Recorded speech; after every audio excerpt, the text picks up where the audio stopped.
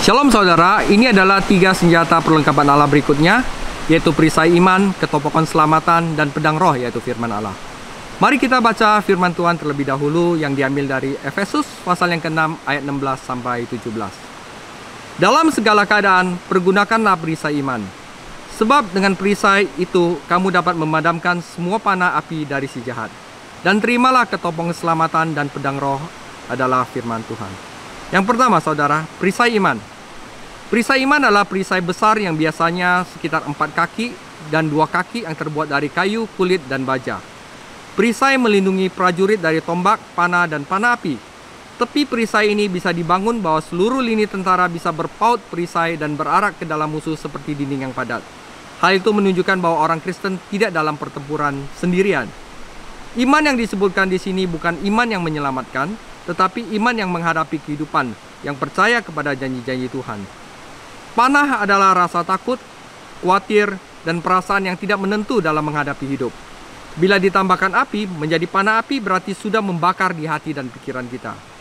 Kebohongan, kata-kata hujat, kebencian, iri hati, pikiran buruk terhadap orang lain, keraguan, membakar keinginan untuk berbuat dosa. Kita tidak perlu pernah tahu kapan iblis akan menembak anak panah, apalagi panah berapi kepada kami, tetapi kami harus berjalan dengan iman dan menggunakan perisai iman. Yang kedua adalah ketopong keselamatan. Iblis ingin menyerang pikiran. Terlihat cara dia mengalahkan Hawa. Kejadian 3 ayat 2, 2 Korintus 11 ayat 1-3. Ketopong keselamatan menunjukkan pada pikiran yang dikawal oleh Tuhan. Hal ini terlalu buruk bagi banyak orang Kristen memiliki ide bahwa pengetahuan akan firman Tuhan itu tidak penting. Sedangkan pada kenyataannya itu memainkan peranan yang paling penting dalam pertumbuhan kekristenan, pelayanan, dan iman. Ketika Allah mengendalikan pikiran, setan tidak bisa dengan mudah masuk ke dalam pikiran. Orang Kristen yang belajar Alkitab dan belajar arti doktrin-doktrin Alkitab tidak akan mudah untuk disesatkan. Kita perlu diajarkan olehnya sebagai kebenaran di dalam Yesus. Efesus 4 ayat 21, kita akan tumbuh dalam kasih karunia dan pengenalan akan Tuhan Yesus dan Juru Selamat kita, Yesus Kristus. 2 Petrus 3 ayat 18, dimanapun Paulus melayani, ia mengajar jiwa baru kebenaran firman Tuhan, dan ketopong ini melindungi mereka dari kebohongan iblis. Yang ketiga adalah pedang roh, firman Allah. Adalah pedang baja dapat menembus tubuh, tetapi pedang roh adalah firman Allah yang menembus hati dan mampu memisahkan antara tubuh, jiwa, dan roh.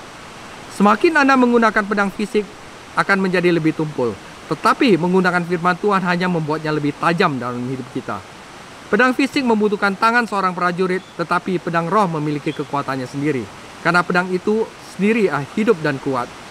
Roh menuliskan dalam kata-kata, roh memegang kata-kata seperti kita bawa dengan iman, melalui iman di dalam iman dan menggunakannya. Pedang fisik dipakai untuk menyakiti dan membunuh, sementara pedang roh untuk menyembuhkan dan memberi hidup. Tetapi ketika kita menggunakan pedang melawan iblis, kita akan keluar untuk menangani dia, pukulan yang akan melumpuhkan dia dan menjauhkan dia dari pekerjaannya untuk menguasai manusia dan menghalangi pekerjaan Tuhan. Ketika Yesus tergoda oleh iblis di padang gurun, Kristus menggunakan pedang roh dan mengalahkan musuh. 3 kali Yesus berkata, ada tertulis. Dicatat juga, setan juga mengutip kata, sebab ada tertulis.